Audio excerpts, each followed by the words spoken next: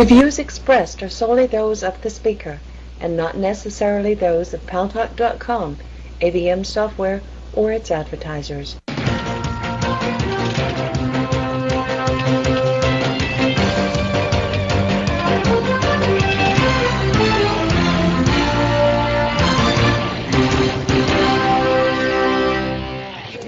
News Talk is online. News Talk Online is a production of Paltalk.com, the largest multimedia interactive program on the internet with more than 4 million unique users on demand on iTunes and on YouTube. And also on my blog, GaryBaumgarten.com, where you are encouraged to comment whether you agree with yours truly or not. And thanks to our friends at CRN Digital Talk Radio, we are syndicated across the United States to 12 million additional households. I am your host, Gary Baumgarten, and as you can see, we are not in the studio today.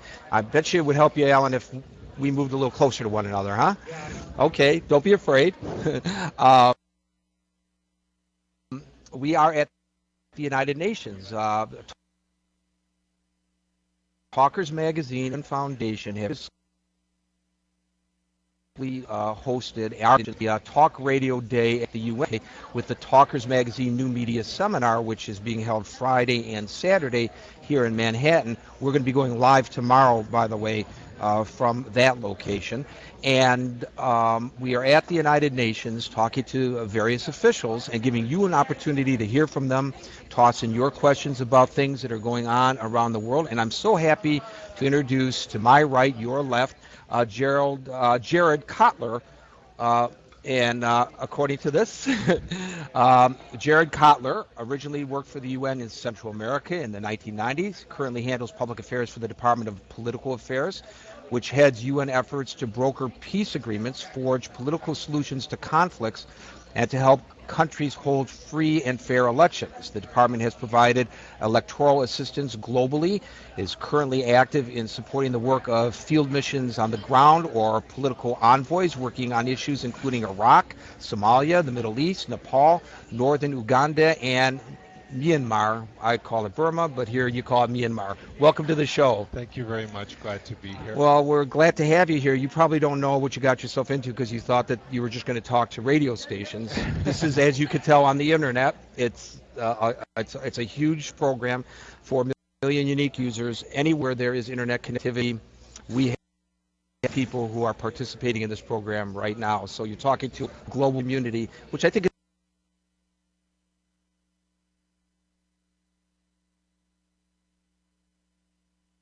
is apropos since we're here at the United Nations. Fantastic. I was from radio myself, and they used to say the same thing to me. But so far, they haven't thrown any virtual pies in my face, so I'm doing okay.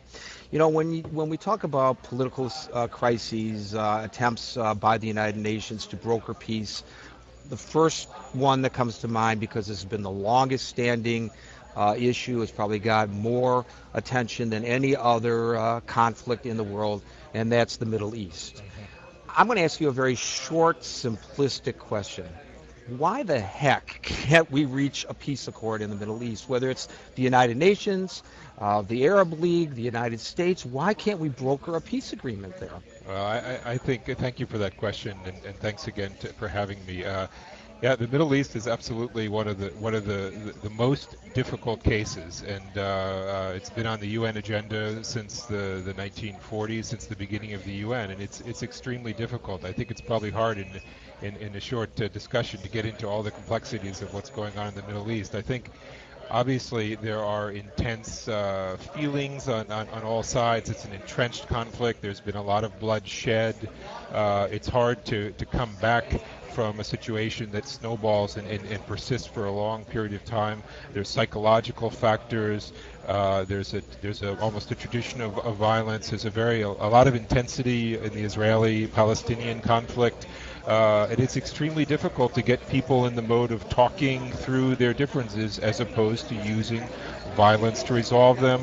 It's extremely difficult also to make sure that the whole neighborhood around where the conflict is happening is also playing a good role. And what we try to do as UN is try to encourage dialogue, try to encourage people to be talking, and rather than lobbing mortars or shooting rockets or harming people in military operations, because that only leads to more conflict and only leads to more justifications to continue fighting. So, I don't have a simple answer as to why, but I do know that we're convinced at the UN that the way to get at these problems is to try to get people talking, and that's what we're doing all the time.